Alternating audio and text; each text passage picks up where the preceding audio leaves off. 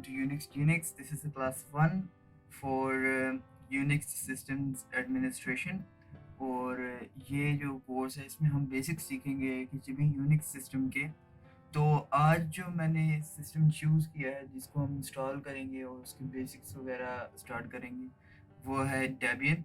तो डेबियन की जो इंस्टॉलेशन है वो फेयरली सिंपल है। आप उसको नेट इंस्टॉलर डाउनलोड करेंगे और उसके बाद आप जो है उसको इजीली अपने वर्चुअल बॉक्स के ऊपर या VMware के ऊपर इंस्टॉल कर सकते हैं। मेरे पास वर्चुअल बॉक्स रन हो रहा है तो मैं आपको दिखाता हूँ। ये देखिए वर्चुअल बॉक्स मेरे पास इस टाइम रन हो रहा है और मैंने इसके ऊपर डेबियन अपनी मशीन बना ली है और इसको मैंने सेटअप भी कर लिया है। आप लोगों को अगर इसको सेटअप करना है और इसको मशीन बनानी है तो आप इंटरनेट पे यूट्यूब पे कोई भी ट्यूटोरियल्स देख सकते हैं। आपको इजीली पता लग जाएगा कि किस तरीके से हम डेबियन को सेटअप करेंगे।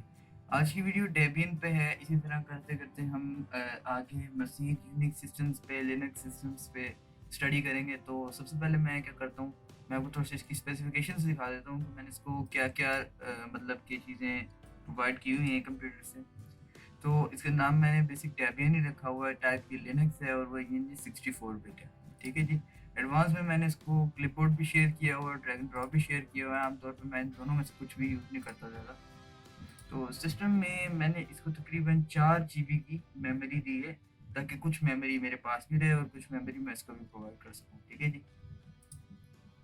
और एक और चीज़, सिस्टम में मैंने प्रोसेसर में इसको 2 कोर्स दिए हैं। तो CPU के मेरे 4 कोर्स हैं, CPU के तो मैंने 2 दे दिए हैं और PAE और NX मैंने इनेबल कर दिया। एक्सेलरेशन इसको डिफ़ॉल्ट रखी है मैंने।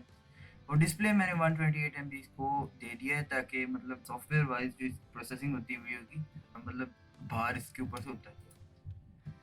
स्टोरेज में मेरे पास IDE स्टोरेज में मेरे पास मेरा एम्प्टी CD ड्राइव है और सेटअप में मेरे पास मेरी VDI लगी हुई है। मैंने इसी तरह इसको सेटअप किया। बाकी ये रेगुलर ही ऑडियो है और इस तरह की चीज़ें हैं सारी।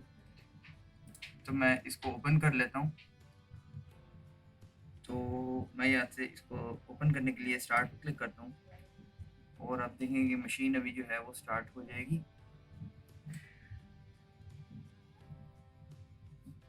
ये कह रहा है कि स्विच करना है अपने फुल स्क्रीन मोड पर, तो मैं स्विच कर लेता हूँ और ये मेरी दूसरी स्क्रीन के ऊपर ये आ गया है। तो मैं इसको इधर ले आता हूँ।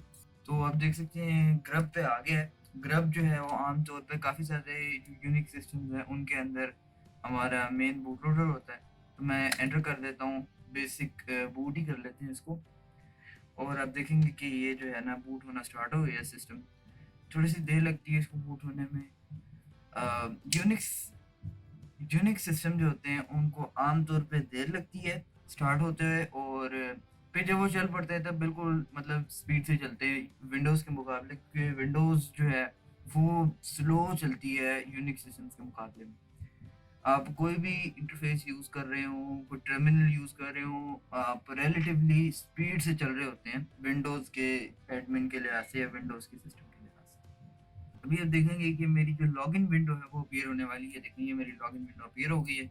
इस पे आप अपना जो भी अपने यूज़र बनाया होगा सेटअप के दौरान वो आप कर सकते हैं। नहीं तो आप रूट यूज़र के थ्रू कंट्रोल आल्ट F1 या F2 से लॉगिन मतलब टर्मिनल पे जाके वहाँ से भी आप नया यूज़र बना के ऐड कर सकते हैं। मैं रूट यूज़र से ही लॉगिन कर सकता हूँ और मैं रूट यूज़र के तौर पर लॉगिन कर लेता हूँ। ठीक है जी। तो ये जो है ना हमारा यूनिक्स सिस्टम जो है वो रेडी है। अब इसके ऊपर हमने जो भी फंक्शनिंग करनी है, किसी भी तरीके से आप इसको कस्टमाइज़ करना चाहें कर सकते हैं। मैंने इसके अंदर फ़िलहाल XFCE इंस्टॉल किया हुआ है इंटरफ़ेस। आप कोई भी दूसरा इंटरफ़ेस इंस्टॉल कर सकते हैं, नोम यूज़ कर सकते हैं, KDE कर सकते हैं। KDE और नोम दोनों मेरा ख़्याल है कि दूसरे यूनिक्स सिस्टम्स पे भी चलते हैं। XFCE का मुझे इसी तरीके से अंदाज़ा नहीं है, लेकिन KDE तो मैंने खुद चलाया है फ्री BSD के ऊपर और वो चल रहा है। ठीक है। ये आप देखेंगे कि मेरे पास रूट यूज़र के तौर पे जो है मेरा टर्मिनल खुल गया। अगर आप रूट यूज़र नहीं हैं तो आपको मल्टीपल कमांड्स के साथ सूडो लगाना पड़ेगा और अगर आप सूडो नहीं लगाना चाहते तो फिर आप सूडो -i कर सकते हैं यहाँ पे। तो उससे क्या होगा कि आप जो है ना आपको सूडो नहीं लगाना। ठीक है जी। अच्छा, तो सबसे पहली जो कमांड है जो फाइल से रिलेटेड है वो है फाइल की लिस्ट निकालना। तो उसके लिए हम ls यूज़ करते हैं। ठीक है जी। ls अगर मैं एंटर करता हूँ तो आप देख सकते हैं कि जो मेरे पास डायरेक्टरी है, जो होम डायरेक्टरी, उसके अंदर फोल्डर्स हैं, डैश एल लगा के करता है, यानी कि एट्रीब्यूट लगा देता है। तो ये मुझे जो है इसकी जो डिटेल है मुझे ये भी प्रोवाइड कर देता है, और किस यूज़र ने बनाया है और किस यूज़र के प्रिविलेज में है ये, और किस टाइम पे बना है वगैरह, इस तरह की चीज़ें जो है ना वो आपको बता देता है। एल भी कुछ सिस्टम्स में चलता है, लेकिन डेबियन में एल जो है वो अवेलेबल नहीं है, एल एस का हिस्सा होता है। ठीक है जी।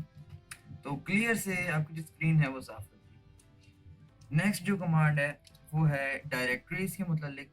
तो आप अगर करते हैं, मैं आपको सबसे पहले डायरेक्टरीज जो है वो चेंज करना बता देता हूँ। तो सी डी जो है उसका मतलब होता है चेंज डायरेक्टरी, और सी डी स्पेस उसके बाद आप जो भी आगे पाथ लिखेंगे वो वहाँ चला जाएगा।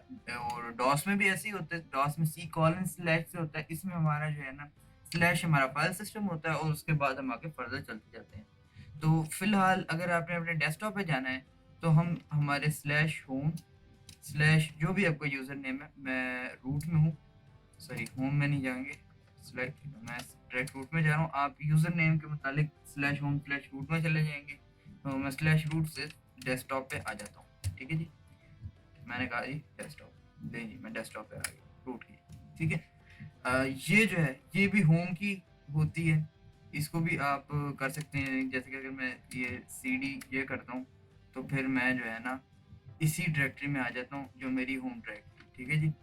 तो मैं जो है वापस चला जाता हूँ जहाँ मैंने जाना था, सी डी टू। ठीक है।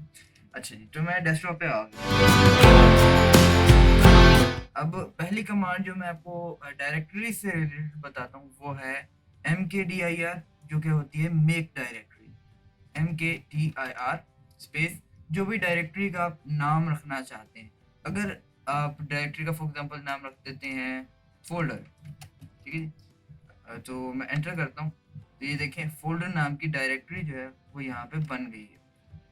अगर ऐसा हो कि मैं ये डायरेक्टरी बनाना चाहता हूँ लेकिन मैं चाहता हूँ ये डायरेक्टरी हिडन हो, तो मैं जो है सिंपल जो है mkdir लिखूंगा, डॉट लगा के मैं फोल्डर लिख दूंगा। याद रखिए कि अगर हम डॉट लगा के डायरेक्टरीज में काम करें तो वो हिडन फाइल की बात हो रही है। ठीक है जी। तो मैं एंटर करता हूँ, तो ये हिडन फाइल है, अब ये बन गई है।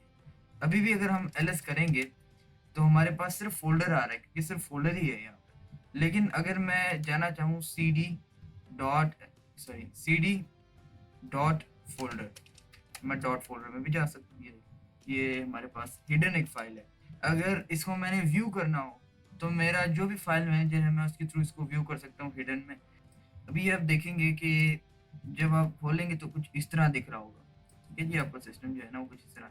जब आप कंट्रोल H हिट करेंगे ना तो ये आपको बहुत सारे हिडन फाइल्स जो हैं वो भी आ रही होगी। ठीक है। कंट्रोल H में दोबारा हिट करूंगा तो फिर हाइड हो जाएंगी। इसी तरह डेस्कटॉप पे हमने एक डॉट फोल्डर नाम की फाइल बनाई थी जो कि हिडन थी। ठीक है। तो मैं अगर कंट्रोल H हिट करता हूँ तो ये देखिए मेरे पास वो हिडन फाइल आ गई। कंट्रोल H दोबारा हिट करता हूँ मैं तो फिर ये जो है फाइल चली गई। ठीक है जी।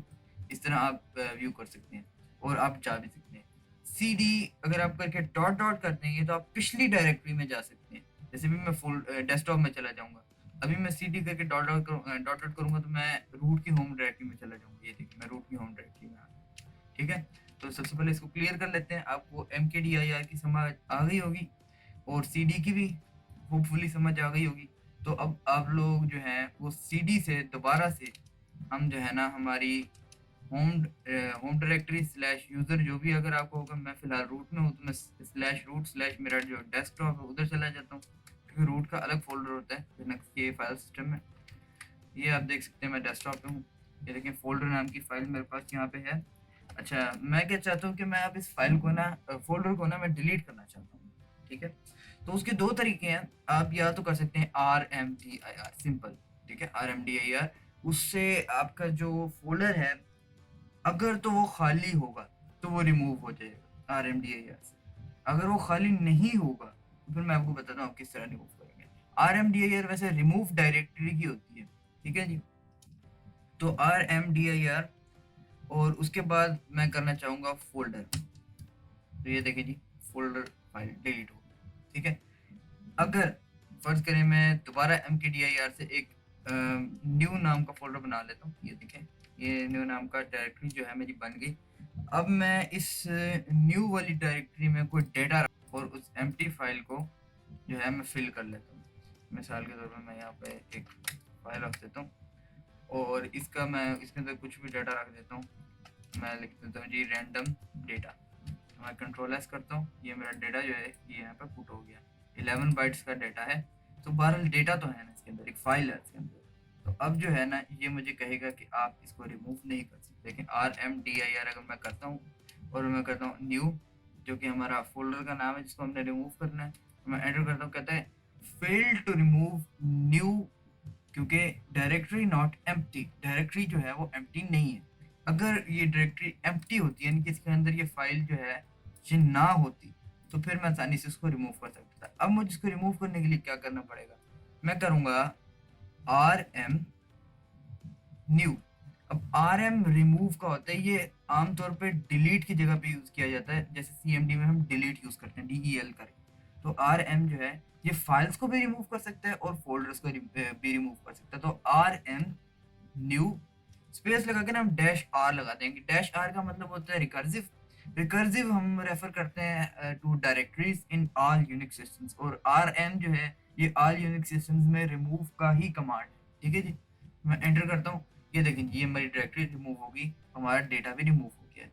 अच्छा, इनको रिमूव करने के बारे में मैं आपको थोड़ा सा एक इंटरेस्टिंग इन्फॉर्मेशन दे दूं कि ट्रैश में ये डाटा नहीं जाता। अच्छा जी, होपफुली आपको जो है फोल्डर्स बनाना और रिमूव करना समझ आई होगी कि ये क्या चीज़ होती है। कि अब हम सीखेंगे कि किस तरीके से हम अपना सिस्टम के ऊपर आसानी से फाइल्स को क्रिएट कर सकते हैं और रिमूव कर सकते हैं और एडिट कर सकते हैं। ठीक है, ये डेबियन सिस्टम जो है इसको मैं बेसिक्स जो है वो आज ही कवर करना चाह रहा हूँ, इसलिए मैं थोड़ा सा इसको एक्सटेंसिव कर रहा हूँ लेक्चर को। कोशिश करूंगा कि इसको छोटे से छोटा रखूँ, लेकिन डेबियन जो है उसको हम जितनी जल्दी कवर कर लें अच्छी बात है, क्योंकि आगे हमने नेक्स्ट यूनिक सिस्टम भी कवर करने हैं। तो ये हमारे पास फोल्डर नाम का जो डायरेक्टरी है इसको मैं सबसे पहले डेस्कटॉप में से रिमूव कर देता हूँ। RM जो भी हमारा नाम होगा फोल्डर का, और -R हम लगाएंगे, सॉरी -R रिमूव हो गया। अच्छा जी, तो फाइल के लिए जो हमारे पास कमांड होती है वो होती है टच। टच जो है ये फाइल को क्रिएट करती है और इसका काम सिर्फ और सिर्फ फाइल क्रिएट करना है। ये जो टच है ये और भी कई सिस्टम्स में इस्तेमाल होती है, मसलन मैक में ये यूज होती है टच कमांड। ठीक है, और इसी तरह हमारे पास जो कुछ लिनक्स सिस्टम्स हैं उनमें भी ज़्यादातर यही टच कमांड यूज होती है। ठीक है, तो मैं कहूँगा जी टच और आगे फाइल नेम डॉट एक्सटेंशन, मतलब कि फॉर एग्जांपल मैं एक .txt फाइल बनाना चाह रहा हूँ, तो मैं लिखता हूँ जी फाइल .txt। देखें फाइल .txt नाम की फाइल आ गई, ये txt फाइल। ठीक है जी, ये आमतौर पे एम्प्टी फाइल्स होती हैं, इनके अंदर कुछ भी नहीं होगा। ये देखें आप, अगर मैं इसको ओपन करता हूँ और आप देखेंगे कि ये इसके अंदर कुछ भी नहीं। इसी तरह अगर मैं चाहता हूँ कि मैं इस फाइल को रिमूव कर दूँ, ठीक है, जैसे हमने पहले डायरेक्टरी रिमूव की थी, तो हम इसी तरह हम यहाँ पे लिख देंगे RM फाइल .txt और ये फाइल रिमूव हो जाएगी। क्योंकि मैंने आपको पहले बताया था रिमूव जो है ये यूनिवर्सल है, ये किसी भी चीज़ को रिमूव कर सकती है, डिलीट कर सकती है, लेकिन वो डेटा जो है वो ट्रैश में नहीं जाता। ठीक है जी, ट्रैश एम्प्टी रहता है, ये परमानेंट रिमूव होता है। ठीक है, इसमें कुछ एट्रीब्यूट्स होते हैं जिनमें आप कह सकते हैं कि ask me if I am not sure वगैरह, तो वो फिर जब हम स्क्रिप्टिंग करते हैं तो फिर वो हमारे काम आता है। ठीक है, तो अभी आपने देखा कि मैंने एक फाइल बनाई, उसको रिमूव किया। अब मैं दोबारा से एक फाइल बनाता हूँ और उसके एक्सटेंशन में कुछ भी नहीं रखूंगा, सिर्फ उसका नाम मैं फाइल रखूंगा। ये देखें फाइल नाम की जो मेरे पास फाइल है ये बन गई है। अब मैं क्या करता हूँ, मैं इसके अंदर ना डेटा इनपुट करना चाहता हूँ। ये देखें अभी इसके अंदर कोई डेटा नहीं है, 0 बाइट्स का डेटा है इसके अंदर। ठीक है ना, अगर मैं इसको ओपन करता हूँ इसमें कोई डेटा नहीं। अब मैं क्या चाहता हूँ कि मैं ना इसमें डेटा ऐड करूँ। तो डेटा अगर टेक्स्ट डेटा है तो उससे डील करने के लिए हमारे पास होती है कैट कमांड। ठीक है जी, कैट। तो जो हमारा डेटा होता है, जैसे अब ये फाइल है, ठीक है, मैं इसके अंदर डेटा ऐड करना चाह रहा हूँ, तो मैं उसके लिए कैट कमांड यूज करूंगा। तो कैट, ठीक है, उसके बाद आपने ग्रेटर देन का साइन लगाना है, जिसका मतलब है इंटरसेक्ट दिस डेटा इनटू। अब किस फाइल में हमने डाला, तो यहाँ पे हमारे पास फाइल नाम की फाइल है, तो मैं यहाँ पे फाइल लिख देता हूँ। और एंटर करता हूँ, तो ये देखें हमारी फाइल में जो डेटा है ना वो ये एडिट करेगा। अब मैं यहाँ पे चाहता हूँ, मैं टाइप करता हूँ जी हेलो वर्ल्ड, ठीक है जी, एंटर करता हूँ और कंट्रोल सी कर देता हूँ। उससे क्या होता है कि ये मतलब एग्जिट हो जाता है जो भी आप काम कर रहे होते हैं, ठीक है। तो अब आप देखेंगे अगर मैं ये फाइल खोलूँ, अभी आपने देखा था कि ये फाइल खाली है। अब अगर मैं इस फाइल को खोलता हूँ तो इसमें ये देखें डेटा है, हेलो वर्ल्ड आ गया, ठीक है। अब इंटरसेक्शन का मतलब ये होता है कि मैं इस फाइल के अंदर जो डाटा है उसको रिमूव कर दूं और नया डाटा डाल दूं, ठीक है। तो अब मैं दोबारा से जाता हूँ जी कैट और फिर से इंटरसेक्शन, और इसका यहाँ पे मैं जो भी फाइल का नाम है वो मैं लिख देता हूँ फाइल, और यहाँ पे मैं लिखता हूँ जी एलियट ऑल्डरसन, ठीक है जी, और कंट्रोल सी कर देता हूँ। और क्या होगा कि जो है मेरे जो फाइल है इसमें ये डेटा जो है ना ये ऐड नहीं होगा बल्कि इंटरसेक्ट हो जाएगा। ये जो डेटा है ये वो डेटा रिमूव कर देगा जो पहले वाला था, और ये नया डाटा इसके अंदर आ जाएगा, ठीक है। वाइल, वाइल वर्थ वाइल, अगर मैं ये चाहता हूँ कि जो पिछला डाटा मैंने इसके अंदर रखा हुआ है वो चेंज ना हो और साथ में नया डाटा मैं इसके अंदर डाल दूं, तो उसके लिए हम क्या करेंगे, हम इसके अंदर करेंगे कैट और दो दफा हम ग्रेटर देन का साइन लगाएंगे और हम फाइल का नाम लिखेंगे कैट, इसमें ऐड करो फाइल। अब मैं यहाँ पे हेलो वर्ल्ड लिख देता हूँ, ठीक है जी, कंट्रोल सी कर देता हूँ। अब आप क्या देखेंगे कि अब मैं इसको ओपन करता हूँ तो ये पिछला डेटा भी यहीं पर है और ये नया डेटा भी नई लाइन से ऐड हो गया। इसको हम कहते हैं इंटरसेक्शन और जो है आपका एडिशन इनटू टेक्स्ट, ठीक है जी। तो ये जो डेटा है ये हमारे इस फाइल में कंबाइन हो गया। अब मैं चाहता हूँ मिसाल के तौर पर कि मैं देखना चाहता हूँ कि इस फाइल में क्या डेटा है, तो मैं सिंपल लिखूंगा कैट और स्पेस देके हम उस फाइल का नाम लिख देंगे, कोई हम ग्रेटर देन या लेस देन कुछ भी साइन नहीं लगाएंगे, सिर्फ एक दफा स्पेस दिया कैट के बाद और फाइल लिख देंगे, और उसके बाद जो भी डेटा इस फाइल के अंदर मौजूद है वो हमें नजर आ जाएगा। ये देखिए ये हमारा डेटा जो है इस फाइल के अंदर मौजूद है। अब मिसाल के तौर पे मैं ये चाहता हूँ कि इस फाइल को मैं रिमूव कर दूं, ठीक है। तो आप लोगों की एक्सरसाइज के लिए बता रहा हूँ दोबारा से कि R M file dash R लगाने की जरूरत नहीं है क्योंकि डायरेक्टरी नहीं है, रिकर्सिव नहीं है, इसलिए हम इसको सिर्फ आर एम फाइल कर देंगे और ये रिमूव हो जाएगी, ठीक है जी। जी हमने फाइल्स के साथ भी डील करना सीख लिया। ये थी हमारी डेबियन की फाइल सिस्टम की बेसिक्स का पहला क्लास। नेक्स्ट क्लास में इंशाल्लाह जो है हमने देखना है कि किस तरह पैकेज मैनेजमेंट काम करती है डेबियन के। तो थैंक यू फॉर वॉचिंग, अल्लाह हाफिज़।